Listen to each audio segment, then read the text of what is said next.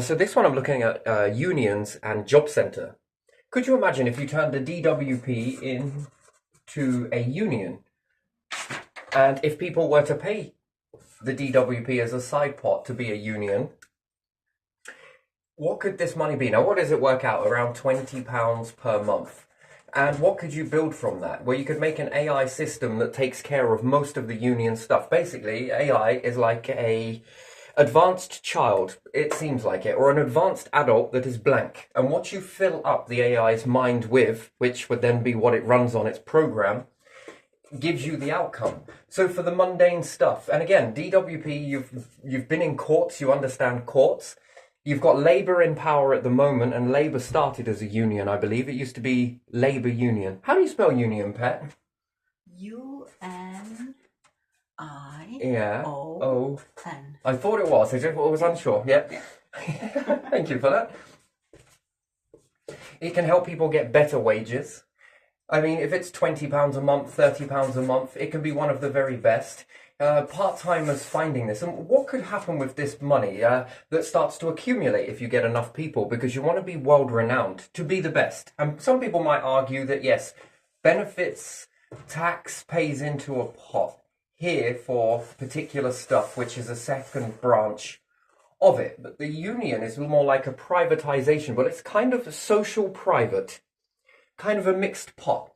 If this tax money begins to increase over here for this, which takes care of the sick and low income or people who can't work, also it creates a pot that begins to build up. And after a year's worth of this, and especially if most of the stuff can be done by AI, and anything that the staff begin to learn during the process of unfair practices or anything else like that, it pays for good training for the staff, yes.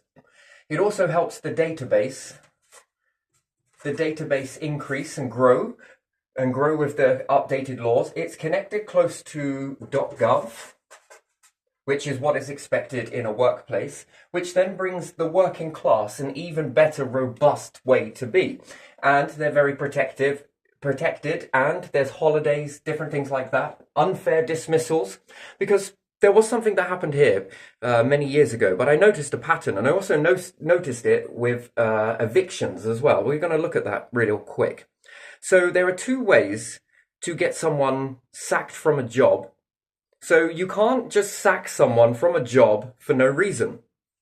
So usually government put in the law to state that that would be unfair dismissal, and unions would probably agree with that too. However, there's more than one way to make someone else, by manipulating their mindset, to walk away from the company. And how does that work? Well, you could become difficult. There could be indirect, again, so you could employ someone for a company in order to become very difficult in the workplace, which then makes people leave voluntarily, which is unfair dismissal, right?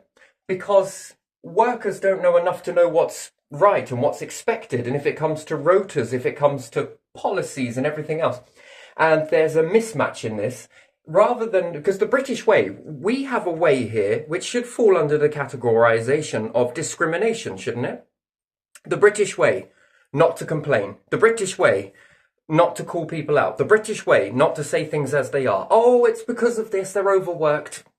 That's what we think, isn't it? Deep down, as a culture, that's what we are. We have this type of cult. And when people start to become difficult, oh, rather than cause a scene, I will just walk away. But what if the scene was created to make people walk away from the job, so that then they could employ people with a new contract, new this, new that? And if that's very deceptive. So yes, there's protection on evictions, yes? So what's another way to make an eviction happen without causing the eviction? So you would have to get inside the person's mind, wouldn't you? So you could become really sloppy with repairs. You could become really aggressive to the people when so when your staff members, you send your staff members and become really difficult, because you want to manipulate the person's mindset to make them walk away from the area. And why is this incentive? Well, if it's only increasing by £25 per month, per month, and then that's over 12 months, you might be able to increase the rent by £25. What happens if someone is renting from something that's only £425, but actually they could increase this up to £750? How would you get the person to leave?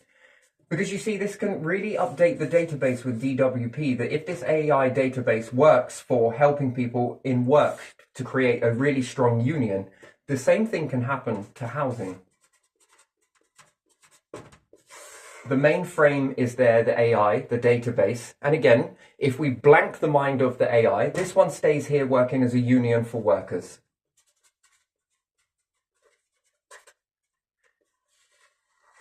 And then we've got another one. Let's say if we blank it again and we start with the same database, now we create two databases.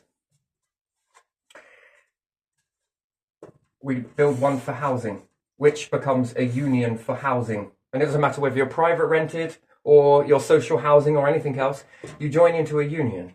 Now, whatever that may look like, who knows? Let's just have a look at this for a second. Because we do know that when we put in laws, laws are often bent, but they're bent in a way that goes around what is said, usually. And we want to be on that. You know, as a good, strong political party, you want to be on that. Because we know that people will be like, no, if I want to increase the rent from 425, I'm only going to be able to increase that in intervals of 25 per year, per month. Yes, so I might be able to do that over 12 months. What does that break out to be? It's a lot more than that. So they could add £25 on per year.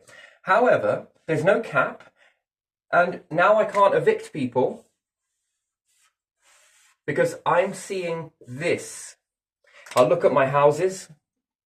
And if I'm going to embody that I'm going to become a landlord, I've got 6,000 houses underneath me. And each are identical, but yet the person's been in there for this long and I can't increase it any more than that. How else do I do it? Well, I'll botch repairs. I'll cause such an inconvenience into the house. Ooh, what am I going to start to do to affect the person? I'm seeing £750 per month. Not £425. And what one do I care about? Do I care about people? No, unions care about people. This will care about people. These certain employers in businesses look at greed. And when we have a nation that is greed incentive, sad to say it, let's not call it out, I'm going to be favouring this over these. And then we get a house that's beyond disrepair. It might stink and everything else. And then it defeats the object of having to have climbed anyway. So I don't want to wreck the building. So what else do I do? Well, I send my workers in. They become difficult. They become angry. They become sloppy. They're always this incompetence. And my good nature as being a British person by heart, I'm not going to call them out. I'm just going to stay silent, right? Suffer in silence. And then I'm just going to move away. And then I'm going to move away. Then I'm going to move away. And then what happens? I'm now lumbered with a rent of $750, moved into someone else's. And then two businesses that are thinking greed. Oh, come here, we'll look after you. Don't worry, we're not going to be incompetent as long as the rent is at this price. Come with us. And then this runs into society. The more and more people then going to rely on DWP because they're not earning enough because of this increasing keeps going. And where they were comfortable at 425, they're now jumped in at 750. And all of this has come from incompetence. Now you've moved away from that last property at 450. That property is now at 750. And this property is now at 750. What have I just then done? I've got past the law without giving an eviction. Not one single eviction have I given. And now I can charge two properties, and it doesn't matter whether you're private, doesn't matter whether you're social housing. We've just managed to increase the money. And we're now thinking more about money now, aren't we? More money, more money. And what if I want the person to move away completely because I don't like them? Because that's discrimination. Or perhaps we find them difficult. Or perhaps they did something to us in our past and we don't like it. What do? Well, we're going to put them around areas where we're going to drive them in. Well, we're just not going to do anything for them. When it comes to antisocial behaviour, we'll turn a blind eye. Antisocial behaviour, ASB. We're not going to do anything with that. We're going to discriminate them at every opportunity we get. And what will this then eventually begin to do if you have a good-natured British person that has their culture, their cult? They're just going to leave. And then what happens? You've just created an eviction without ever giving an eviction notice. by attacking the mind rather than physical reality, yes? With a piece of paper documenting you are now going to be evicted. And then there's a new form of eviction that will begin to arise. And as a result of this, it's going to put people into poverty, which is then going to demand more on the DWP, which then means more on the government. And if the government shut this down, that's going to cause anarchy. Why? Because there won't be enough for people to live. This will bust the whole empire. It will collapse. The only way that this leads to this is collapse. The only way that I can see this working, it will collapse everything down. All of the social structures, all of the private rented, it will all fall down. People will stop ever reaching out to these, and they won't take a word for any of these people and fall down. It will be a very long time before anyone trusts that type of process again, and it all resonates from greed. Not all of them, but most of them are trying to fix. They're seeing more money is what they care about. And when you base a whole society on where we value money, it has to put pressure on different things. Now, again, could this double up if I was a particular type of company? Maybe I don't like all of these rules from these, so I'm going to push a greed incentive. I'm going to fill my pockets, but I could get these out of the way, which put those horrible rules in the first place. You see, it's a pain in the ass, so it becomes an agenda, a hidden agenda run by greed. And also, I'm sure that in some of these structures, they're like, hey, you want to watch this one over here? Type of individuals that will steal your wallet and help you look for it, you know, while telling them. And then it's like, well done, you saved this empire, when really it hides the fact that you are destroying it pretty well yourselves. So again, if we had a union with housing and an AI database, it can begin to slow this process down and see whether it is this way. Because did you know that psychological warfare, you can't prove it? No, that's what they say. You can't prove it. You can. But you then need a whole lot of psychological investigators, don't you? And that works very much behind the scenes. And then how does this fray out? It's not good for any empire, is it? Where is this going to lead to? What do you reckon, Pet? Do you think that the empire will go bust? Do you think some of this stuff that we've walked through is kind of along the lines of this? Yeah. We can't evict him, but we can make their lives hell, which would then cause them to walk away, which is the objective of an eviction, isn't it? Yeah. Yeah. Which then means that we could put up the price again. So what is this house sitting at the moment? £25 per year over a course of a month, and it gets risen each time. Does that really help? No, because slowly but surely, if we add that up, that's going to reach poverty and breaking point, yes? Yeah, it just helps them to have more and more money, doesn't it? So that can be a problem when people who have never struggled in their lives set the narrative for people who are struggling. That £25 that seems like a good idea to increase that per month, but only every 12 months, that's going to reach to poverty and breaking point. So soon, this is going to either A, run into homelessness, and it's going to increase because it's too expensive. And if wages aren't increasing, see you later. Have a good day.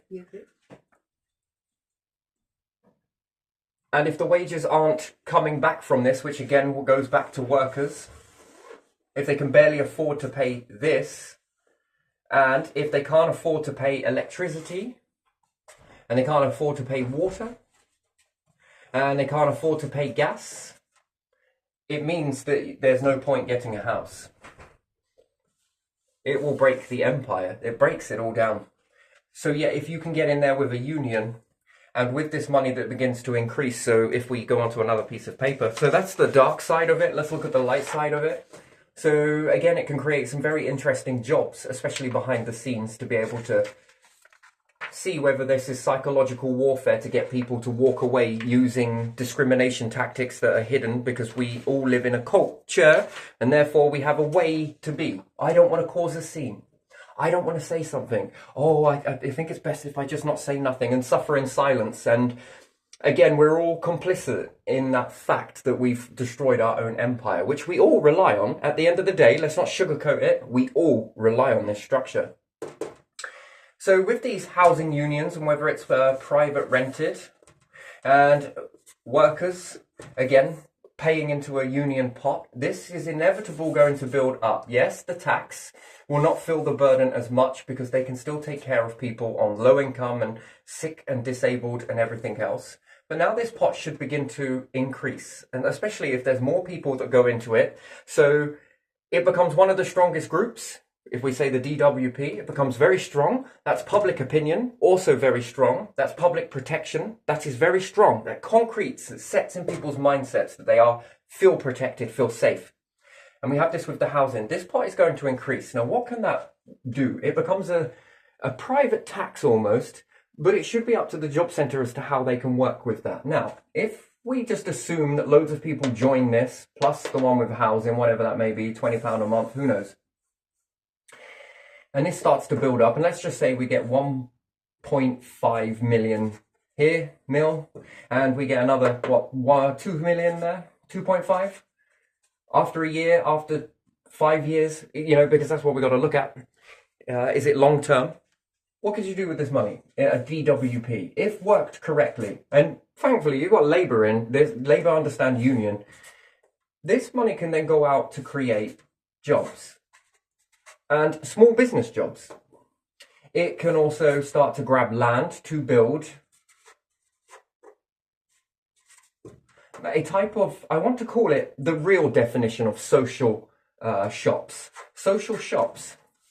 The land to grab that with some of the very best. It could also go on to build a new structure of decent social housing that is good for everybody, working or not.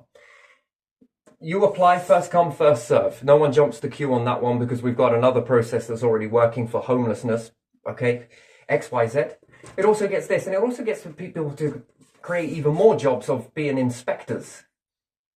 You inspect it, and it's got to go through the checklist. You take AI with you and build the database of all of these things that need to be checked. Are the sockets all good? Yes, check. Okay, gutters, check. Windows, check. Okay, this check. Right, that's all done. You go around, checklist.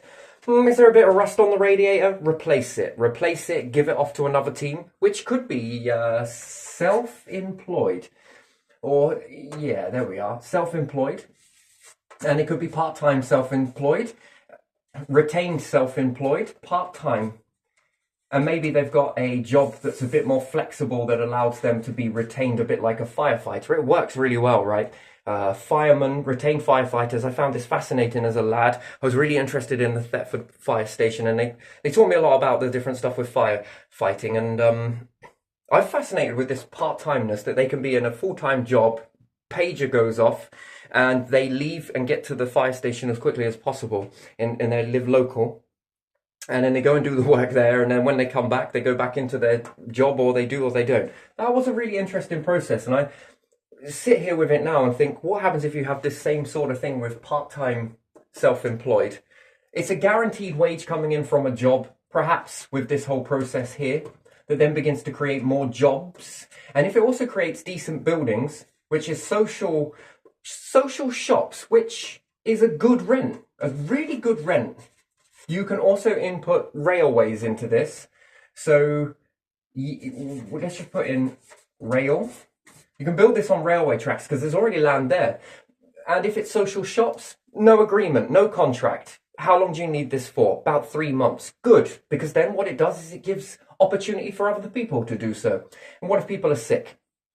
And sometimes they might have a good hobby, but that good hobby could also be a good job, which then could go into a social structure every so many months after they've been at home, or whatever it may be, whatever their difficulties are. They find a way to do that in the comfort of their own home. No rush, no pressure. We don't want to make people sicker, but we understand stress can make people sicker. This takes the burden off of people, and you never know, this could transform the empire going forwards.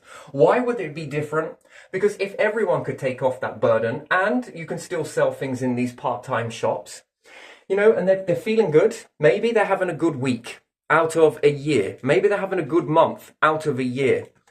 And that in that good month, after they've been in their bad months, I wouldn't want to call them bad, but just less able to, but they slow progress, they were making something. No rush, no deadline, no demands. Optional to a degree. However, this has a bigger impact. Why?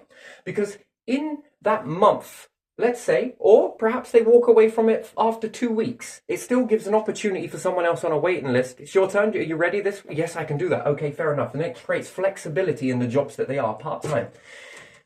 They go and sell this. On the product, you can tax it. Plus, you've got all of this sort of, yeah, this is a beautiful thing. It keeps the tax coming in, and it's a tax that keeps on giving back into the structures.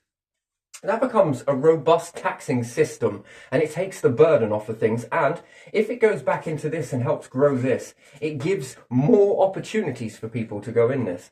And what's more, if someone is sick and they're taken from the tax pot, but they're able to sell at 3 months or a month or a week or whatever it may be, anything is still better than nothing. It lowers this. It lowers what the state is paying out for them. And that's where it can really begin to hit up. So if they're not for, because you've got a really good database here, the universal credit is actually quite a good thing. It's very flexible, that if you have a good time for a few months, whatever it may be, and you pick up and you're able to do something, that can be taxed, that goes back into the tax pot. Also, you can support yourself during that time, and as soon as you walk away from it, if nothing is saved, blah, blah, blah, blah, XYZ, is you get a unique generated tax code. Again, which is, you can get the app now, can't you, for your companies, your invoices and everything else. You can get this on the app. It could also be built in that you just put a code into here at the till, and everything you sell, the tax is coming off, your wages are understood. And if this builds up, it goes in back into this, and then they can give that back to you. You are supporting yourself, and what's more, you are saving the tax that needs to go into that because you've added back into the structure. Now, if we can get a pattern going that's not stressful enough, that where you can support yourself for 6 months of the year just by doing a hobby, 6 months. But in those 6 months, you make enough money that you can support yourself as what the tax was giving you per your universal credit payment for up to 12 months. And if you could do 3 months but get 6 months, the DWP can then free up 6 months worth of tax off of other working class. And slowly but surely, you're beginning to support yourself in little steps here and there. And it's giving you opportunity. It's confidence. It's hands-on experience for anybody that may be sick or anything else. If you've got a little hobby, go for it.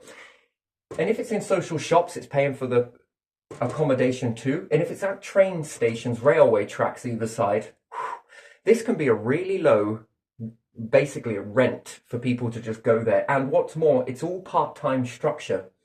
When we get into houses, if you could build some, I don't know, some particular flats above or whatnot, and it's at a really good price and it's really checked out, I mean, this can really grow into something, and it helps you to be protected under union and the AI database, because once it starts to work and once it's really beginning to happen, and even if you are self-employed, part-time trader, well, there can be a notice board there. Do you need this at this price? And it's cheaper than most.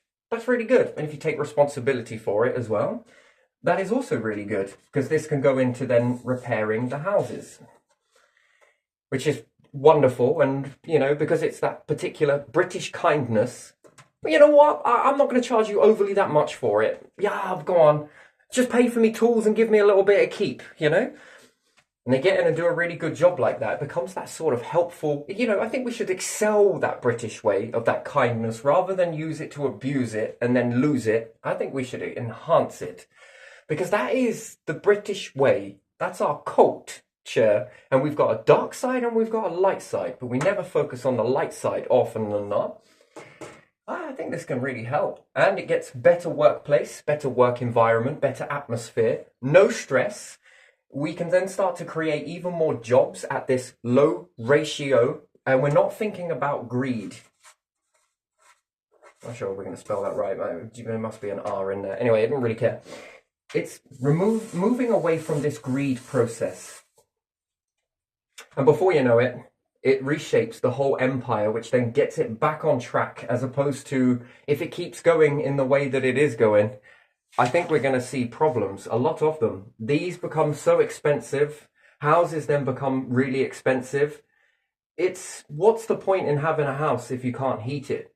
What's the point in having a house if you can't have water? What's the point in having a house if you can't wash in it? What's the point in having a house that's cold most of the months? What is the point in that? It defeats the object of having that. But then if you're outside, what's the point in having nothing? You might as well live outside. That's the difference is with that. This structure is going to break. It won't take very long. It will stress, it will buckle. If it won't, people are going to lose their mojo. And then you've got workers that are being paid peanuts. That needs to change a bit more of a better way that everyone can have a little bit of that. And then you might start arguing that this, and this will increase. No, this leaves for good opportunities to reach for space, to reach for a better way of living. And why? Because it's freeing up the money, and the money is not the thing, but it frees up a decent work environment where a lot of people skilled come together to grab resources, to be able to make farms, to be able to do this, to be able to go off into space and start building a really decent empire that doesn't evolve around greed. It evolves around what we can obtain from the universe, the solar system in the beginning. Oh man, it creates a lot of stuff. We're no longer polluting. We can use water companies to clean the rivers before it goes into the water. Wouldn't it be great if you could go to the river and be able to take the water from the river, clean it up, drink it? You know, that would be great, but the water would have to be clean that is going into the river. Then this grows in abundance of fish, which then makes local opportunities for local shops if we don't overfish it. We know that we should never do that. Even if you get little remote control bots in the water. So when making the Darwinosphere, there was two things that we could do with the water. One is having remote control robots that float, but also can sink into the water. They don't cause any damage to fish or anything else like that. In fact, the fish find it very fascinating. It's a bit like a chicken. When you start digging in front of a chicken, they're there. You can barely put the fork in the ground because they're so in it. They get a fork in front of a chicken, a big garden fork, and start turfing. You'll never be able to put the fork back in the ground because they're too busy following it, because you're unearthing lots of bugs and stuff. They'll go for it, the worms, the ants, anything in the soil. Oh man, it's crazy. You also get the same pattern with fish, but if you had some bots that go through and just loosen off some of the stuff from the plants, that's all it does. You can make this remote control, or it runs autonomous. If you've got kids in the area, they just go and pick up the remote. It stays in the area, but they can also see it on a screen. And these bots go through the water, and as they're doing that, it's cleaning the algae off of the riverweed that you have there. So the riverweed, it often gets coated in algae. It seems to stick to it, and then it can't photosynthesize, and then it dies, and then it adds to the process. Oh, it's a weird thing. But yet, just the slightest bot that comes past and brushes past that, and if it moves away from it, the water jets at it in such a different way that it knocks the algae off. And that's a really good process to have. And sometimes it knocks it down to the bottom, which then it starves it of sunlight. The algae tends to cling to the plants, and because the plants like to try and get towards the sunlight, some of the river weed that we see, it looks like conifer laying sideways. If you look at it from the river, from the top, it looks like sideways growing trees. And the algae sticks to that. And it wants to reach the sunlight, is what it's doing, so it can grow, and it will then dominate the plant and kill it. And then it sinks down, and it's a weird process. But even just by going past that, brushing past it, it removes the algae so it can't cling to it. And then the algae falls down to the darker areas, and then it struggles to exist. It almost seems that algae has evolved to become more stickier, and it clings to absolutely everything. Well, if you've got some bots going through there, and just by them moving past, or people getting into the water, but we understand the risk of drowning and everything else. This is also very good. Paddle boards. And you don't hit it to break it, which it becomes stronger, actually, the more you hit into it. I have noticed this stuff. I used to take it out of the river before this particular reason, to experiment with it.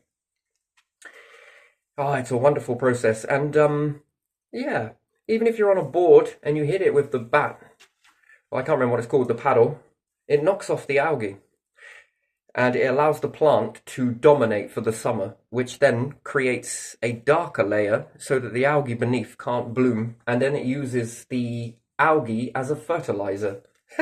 That's the most interesting thing, isn't it? They're both trying to dominate each other in this way. And plants seem to do it really well, but they need a little bit of help. And then the more the fish you have, because they're unpredictable and they move through this stuff, they're knocking the algae off. So when you begin to lose the fish, you begin to grow the algae. Oh, it's an interesting thing. But if you have loads of little bots in there, they work automatically when no one is using it. And they've got solar panels on the top, works better in the summer. And you can also charge these with solar panels at the side, or they have a power supply that goes to them. They connect to it. Nice, they charge up. And you have a plaque, just a little plaque. But it's got controls on it with a screen. Look, you'd think of a mobile phone screen. Again, solar powered as well.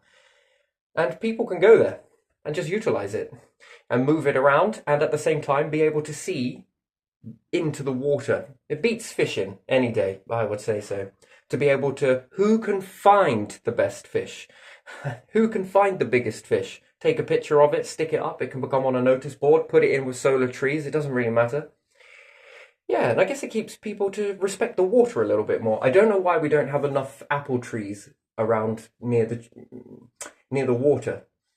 And perhaps another plaque somewhere that sits in the town with a press on it that you're to take the fruit, and if no one's eating it, and press it and feed this to the animals that are around. They'll eat it. Too much of that is a bad thing. I understand that. You either eat it yourself or you give a few flecks to your geese or whatever else. People love to feed things. You'll be look at what grows around in Britain and what they like and try and offer them that. Everybody loves to feed things like it's a petting zoo. But if you had a petting zoo over Button Island, I think people would be more interested in feeding the animals nearby, wouldn't they? As opposed to the geese, and then they'll be left to do their natural thing. Because them trying to dig into the water and ducks going under, they also knock the algae off of the plants, which is good for the plants. Yeah, it's interesting. Fascinating. But you can get all this sort of stuff inside these waterways, and it cleans it. And it helps you know what you've got there. And it becomes a little bit fun. Interesting. New version of fishing. But anyway, that's a different topic entirely. But I think these lead to these types of opportunities can be created for people to create the jobs to make these things. And then you've already got your first probe on another planet, but already happening on your, or basically on the planet in the ocean or in the rivers. XYZ going into tunnels is a different thing entirely. But even still, you learn on the Earth and then you can apply this onto other planets. And slowly but surely you begin to build towards it. That's then when the empire transforms as opposed to collapses the other way. I don't know. Unless there's something I can't see, the other way leads to... It leads to a collapse. I just don't know how that would work without it busting, without it bursting. And then all of the rents have to come all the way down. And how does that even work out? And then electricity has to come down. And then gas has to come down. And then that might lead to abuse of the resources. And plug sockets are so predated as it is. Again, part-time jobs that then gets into this. We should have sockets that automatically turn off. I think they should automatically turn off. A socket can read how much, in the beginning, it starts off as a feed of what goes through. This can be set on a 12-volt process that goes through the socket. Not because you want to get 12 volts from the socket, no. If you put 12 volts into 240 volts, okay, so it goes in limp mode. The socket is capable of 240, but it dips down to a 12 volt, a 13 volt, a 6 volt. It doesn't really matter. A low voltage. When you go to turn the appliance on, it creates a demand which drops the 6 volts or whatever it is down to 0, which then could trigger the socket to then pump the 240 in. And then when it notices that go in standby mode, it goes back into limp mode. And it turns off the socket automatically, which is saving a hell of a lot of energy. I don't know, we get about 1 watt on a charger. Certain devices around a house are around 1 watt. Just to leave them on standby, this adds up. If you've got 20 appliances, that's 20 watts of burnt energy. In your household, it seems small. Now we do this and calculate that into a village. Now calculate that into a city. Now calculate that 20 watts into, that's just 20 appliances, into a nation. That's massive. We're hitting into megawatts, aren't we? That's an interesting amount, and that's unnecessary burning. And if you lower it down, it's not using wattage, it's using a voltage ratio. This can be quite an interesting thing. A house that learns your behavior just by putting it in limp mode. But again, gonna need some interesting jobs to create that. That can save a lot of stuff. Interesting, very interesting. Or mobile phones and chargers, being able to turn the socket off. It knows when it's going to be plugged in because it reads how far away the phone is to the socket. And when it comes in, fills the feed, then it initiates the power that goes into it. TV's the same, different things like that, just by having a sensor. A sensor is far lower voltage. It knows when you're in the house. Or connected to your mobile phone. Your mobile phone's in the house. The power comes on. When you leave the house, it all turns off at the trip switch. This saves you a lot of money. Most people think that energy being sent through the copper doesn't generate any energy, or doesn't use any. It does. Interesting. Anyway, I'm going to leave this one here, and I'll probably dive into this later on. I wasn't going to do this today. It was just off the spur of the moment. But it all starts with a simple structure that you already have, and a simple tax. And I understand it that some people that are sick have a few good days, but not enough to add up to anything spectacular. And they could make some products in the comfort of their own home over a year, whatever it may be, and somebody else could sell these products for them, which then puts back into the tax pot that then goes into paying for these people to be off work. And it keeps them busy, occupied, and it gives somebody else who's really wants to do that sort of thing, wants to run something like that, but doesn't have much of an idea of what to do. They don't want to be all that hands-on sort of stuff, making the stuff. They want to be selling it. But it gives an opportunity. Everyone can be a winner in this situation. Everybody. No matter whether we look at each other as, well, I'm more abled than you are, or I'm less abled than you are. No, it incorporates that so that everyone can work together in that structure. And then it takes the stigma off of working versus people who are on benefits. And I think that's what it does, is it turns that stigma off. And then the children that grow into that, it doesn't matter where you're at in this society, this empire has fucking got you no matter what happens. And that is reassuring. It gives me goosebumps to say that an empire has you no matter where you fall. And then if it goes into the medical, then if it goes into dentistry, then if it goes into... There's always then more funds being generated as a side pot just from unions, as a way to ensure that the rules that are put in are maintained. And there's none of this greed. It's all about evolving as a species together. Sort of a family culture, which is what we are. That is what we are when we think about it. We're a family. We're a collection of families that all come together. And we seem to lose touch of that we are one nation as one family. And if we could then extend that onto the world, that would be an interesting thing. Family dynamic. We're a bunch of families that come together to create an overall protection for all of the families that reside under it. And that's what the Earth's been doing. The Earth has been providing opportunities to hunter-gatherers, and it gave opportunities. But there's enough to know in those opportunities that you can't do it with a handout. If this Earth was completely barren and we put life forms on it without any help from anything, the planet, creator, whatever you want to call that, if they just stuck you on a barren planet, an empty universe, and they'll be like, do something. How do you live?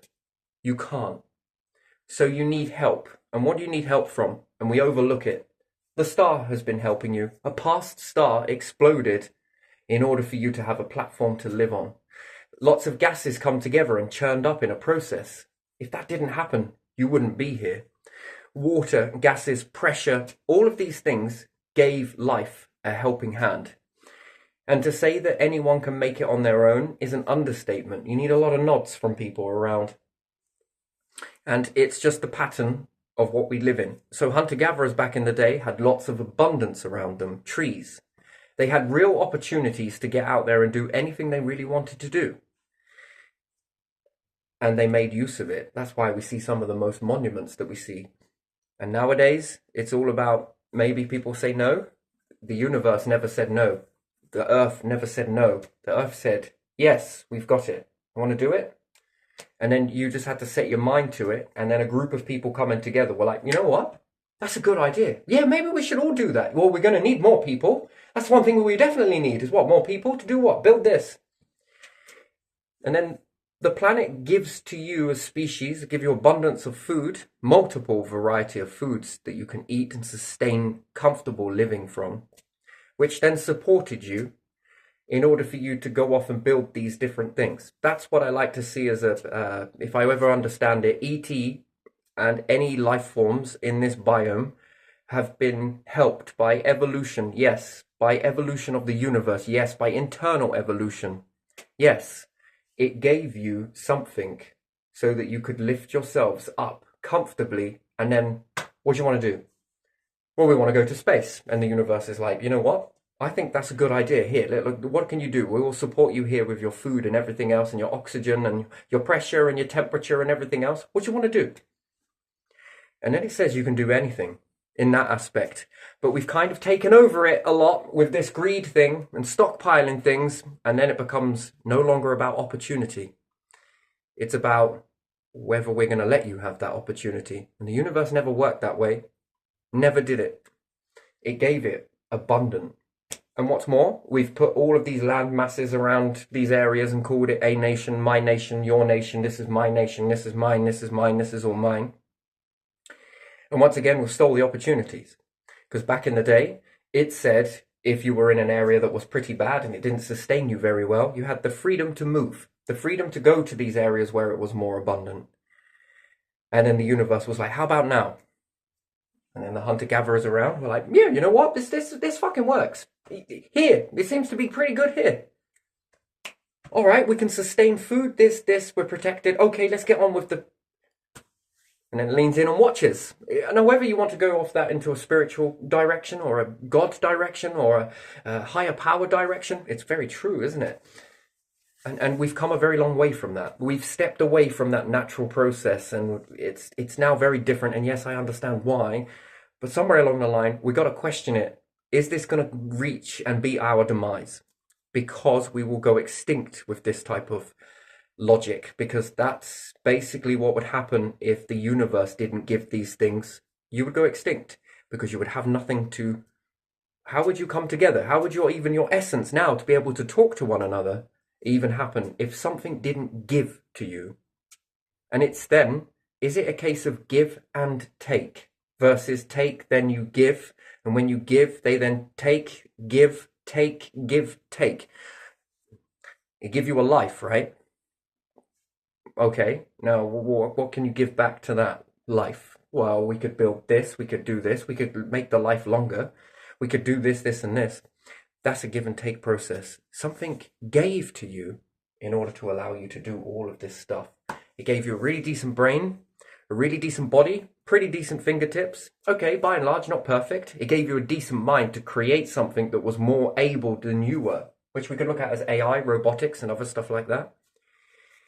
Look at what it gives. It's a gift that keeps on giving. Yeah, give and take.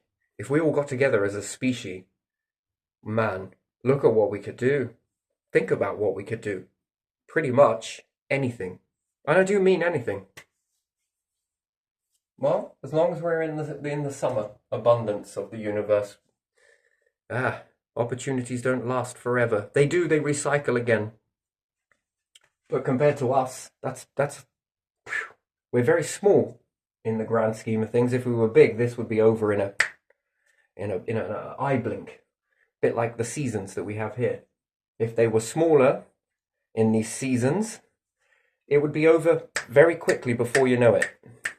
It just sort of prepares you to be grateful for the overall cycle, that's all. It's a pattern. I love these patterns, I really do. I think they're gorgeous. Well, I'm biased though, or am I not? Anyway, right, I'm going to leave this one here. Do with that what you will.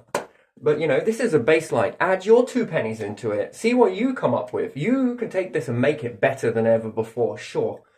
All of the fixtures are there. All of the correct things are in place to make something like this happen. And then I ask another question. How quick could you make that happen? That's another thing. How quick could you do it? Time, after all. Because to fill this, is that then, again, votes? Would people vote for that? Would people put into that? Would people be like, fuck yeah, this is what we're about? Oh, different dynamic. Sure, people are going to be in disbelief, but I actually disagree. I think people will more believe in that and then start to believe in themselves and then believe in their nation. And believe in space and believe in resources and believe in more opportunities. And how many opportunities can you cram into one lifetime? On a planet with rare stuff? A few. In a solar system? A few more. In a universe? Whew. Wow. In summer mode, it's peaking towards the summer mode. What could you do with that? Anything you set your minds to. Just like the first hunter-gatherers. Wow. Wow, wow, wow. And always go extra. It offers you abundance. Take it. It's giving it to you. What can you do with it? And then I wonder if that's the pattern here, then it becomes another pattern is for after this. Do you see it? I'm going to leave it because I like leaving it cold like that. That will be a good thing. But yeah, it is what it is, and it can be anything you want it to be.